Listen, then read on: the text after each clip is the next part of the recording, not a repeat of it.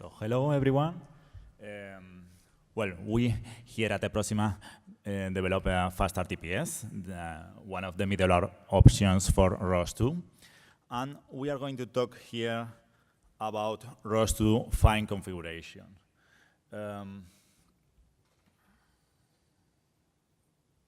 Okay, so first of all, we are going to talk about XML profiles. That is a standardized way to set up DDS systems, forms part of the standard. So, well, as you know, ROS2 creates a wrapper on top of DDS.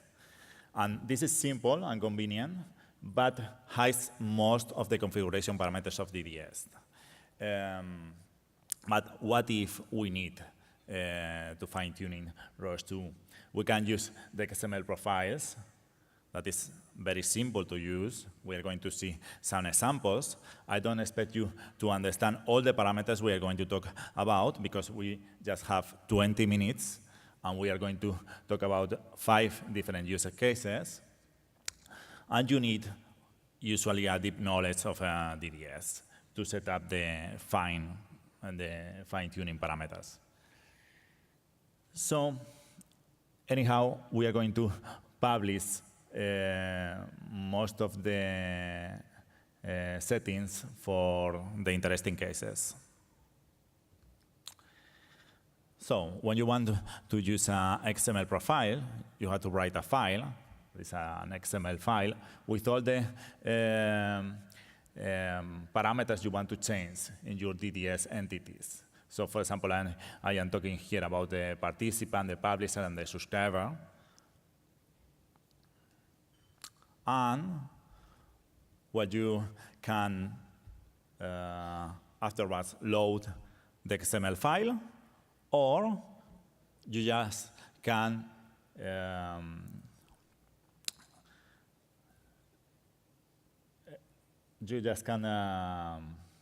use a default XML profile in your folder application. And that is the way we are going to use in this case, because it's very simple. You don't have to modify any code inside ROS2. Just modify the file. So as an important note, this is not going to work yet, because right now the middleware layer for ROS2 is modifying some properties, some QoSs, within the code. But we are going to publish next week a pull request to modify this behavior. So let's talk about parameters when we are transmitting last data or video streaming. First of all, you have to account that you're going to need fragmentation, because UDP uses a maximum message size of 64 Ks. This is done very simple. You just have to write a publish mode of asynchronous publishing. This is going to produce that a different thread is going to publish your messages, fragmenting if necessary. This is by default already in ROS2 layer, but maybe in the future that could change, because it's a lot faster if the publication is synchronous. That means that your thread is going to really publish the data going through the DDS middleware. So, and you are going to need probably high throughput. In the case of video streaming, you can set up that just writing the reliability as best effort. Right now, the default for ROS2 is reliable. But if it's OK to lose a few samples, you can use best effort to avoid all the meta traffic for the reliability, heartbeats, ACKs, NACKs. And also for streaming, there are more parameters you could use. So for example, the image size could vary, and then the history memory policy should be pre-allocated with reallocation. That means that you are going to have a variable message size in the history queue. And also, it's better if you use keep last. Keep last means that you are going to store just one image in your queue. And if you are going to do video streaming in lossy conditions, then you could use reliable. But also, you could set up fast response by the writer, saying that whenever you receive a NAC, you're going to answer with a repair message very quickly. And also in the reader side, do the same for the heartbeat. As soon as you get a heartbeat, that is a message that means have you received this message, you answer with a NAC immediately. Okay. Another thing you can do is avoid boost in your network. And then you can use flow controllers, because DDS and ROS2 sends everything you have right away. And if you are writing very fast, maybe you are creating a boost on the network, and this is very bad for a network. You can have very low performance if you don't avoid that. So you can set up a flow controller that controls the flow, and you set up how many megabytes are you going to send per second, or per the period you define. In this case, 1 second. Okay, let's go with another use case that is low bandwidth. In this case, imagine, for example, the case they were talking about drones, and you have a VHF radio with very low bandwidth. This happens a lot in the military applications, for example. And in this case, we have a real example of 4,800 bits per second. That is very, very low, like an old modem. And then you can set up a different discovery mechanism for DDS. The default discovery mechanism in DDS is very chatty. That means that you have to interchange a lot of messages. And you can avoid that, but partially getting discovery information from files stored locally. So, well, this is a complex mechanism, but you can see the user manual of fast RTPS to understand what is the difference between static discovery and dynamic discovery. But this is used for very low bandwidth. Another point you can use is leverage the use of multicast, because by default, the data is transmitted using unicast in ROS2. And if you want to use multicast for your subscribers, then you can set up this property. Another point is that you can increase the participant announcement period and decrease the meta traffic information periods to avoid bandwidth usage.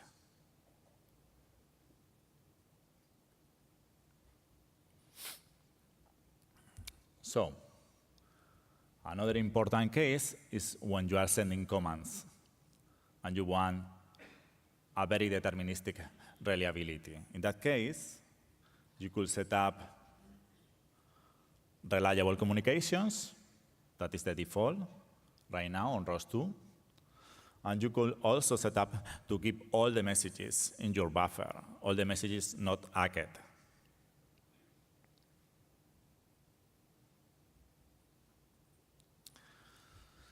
Also, if you are sending important commands to a system, you would like to set up maximum determinists. That is, get the repair messages immediately if you lost any sample.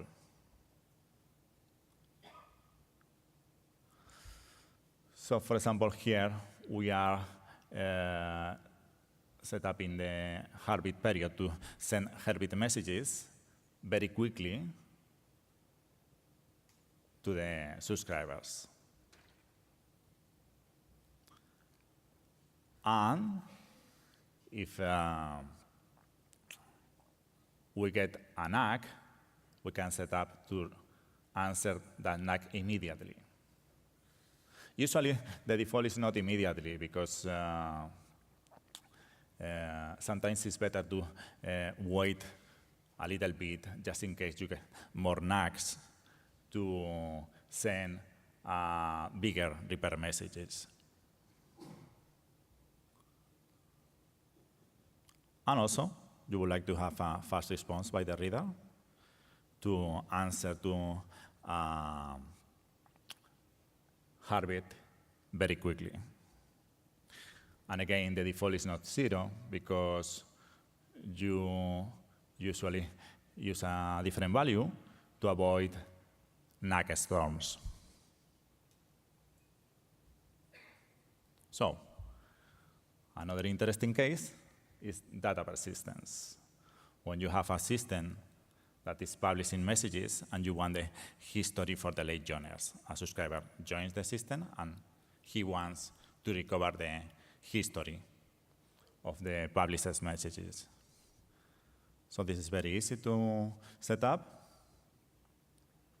First of all, you need reliable communications and also a history of, let's say, 100 messages. That is going to be the history you are going to send to the late joiners.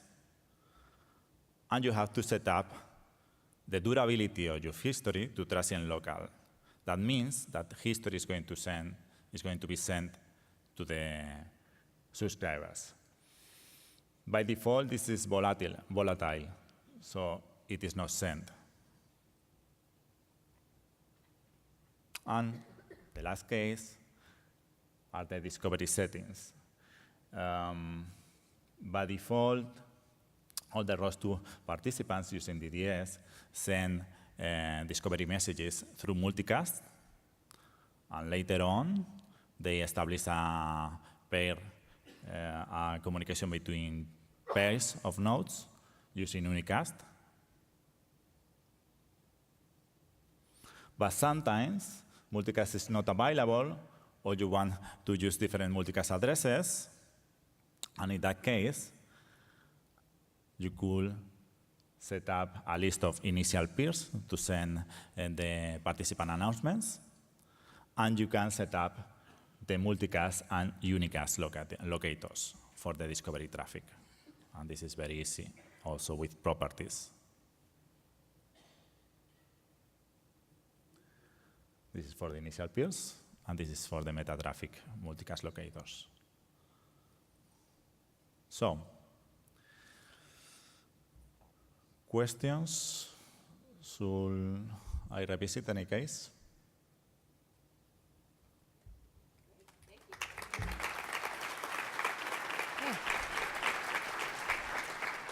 Please go ahead.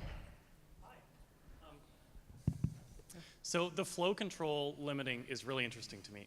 I almost asked this question to Dirk earlier because we have a situation where there's a lot of data that the robot is publishing internally to itself, where we're interested in the data externally, but at a different kind of frequency. And so we want one QoS for nodes that are communicating within the robot, like pose, where you're going to have pose at 50 hertz, your IMU rate, but externally you just want 1 hertz. So can the flow control be set by the subscriber or by a particular pair, or is it set at the publisher, or how do those things kind of boil down? Well, I think that is a different use case. The flow controller is for the publisher, right? To avoid a burst in your network. But if you want different frequencies for different subscribers, you could use partitions. Partition is a standard QoS policy, and you could have a partition for the slow subscribers and a partition for the fast subscribers. Another option is to use a time-based filter, but that usually happens in the subscriber side. Depending on the implementation, there are implementations that are very smart and execute that in the publisher side. But if you are using also a flow controller, the best solution is going to be use different partitions. Take a look to the partition section of the user manual. Will do, thank you. There is an example also, by the way, in FastRTPS on how to do this. Great. Do we have other questions from the group? Are there any questions from the web? Oh. No? No Okay. questions? All right. You've explained everything. Thank you you. so much. Bye. All right.